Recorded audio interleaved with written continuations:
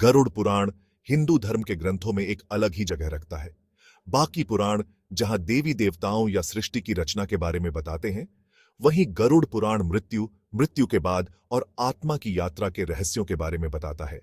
ये एक गाइडबुक की तरह है जो हमें मृत्यु के बाद के कर्मकांड, आत्मा की यात्रा और कर्मों के परिणामों के बारे में बताता है।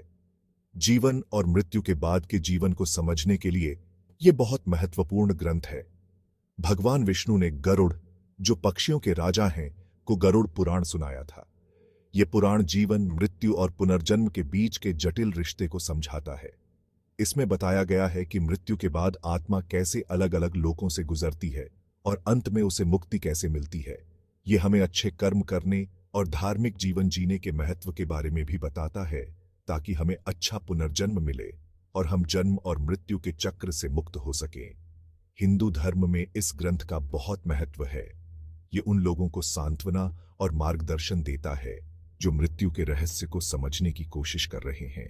ये हमें हमारे कर्मों के परिणामों को समझने के लिए एक रूपरेखा प्रदान करता है और हमें अच्छाई के मार्ग पर चलने के लिए प्रेरित करता है।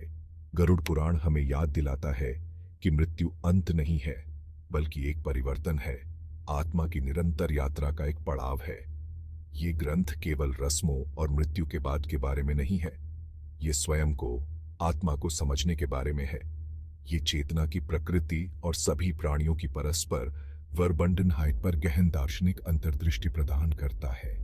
गरुड़ पुराण आत्मचिंतन, नैतिक आचरण और आध्यात्मिक ज्ञान की खोज के महत्व पर जोर देता है।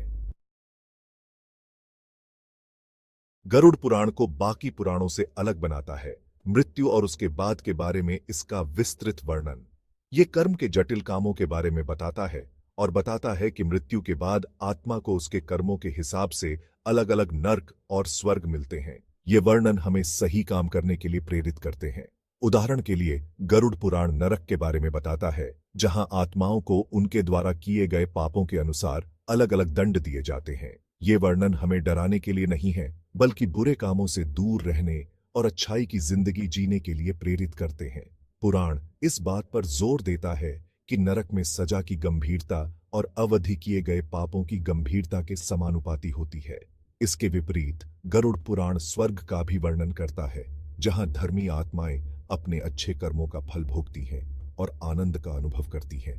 किसी के कर्मों से सीधे जुड़े इनाम और सजा की यह अवधारणा हिंदू धर्म के कर्म दर्शन का मूल है और गरुड़ पुराण में इसका विशद वर्णन किया गया है। हालांकि गरुड़ पुराण केवल नर्क और स्वर्ग के बारे में बताने से कहीं आगे जाता है।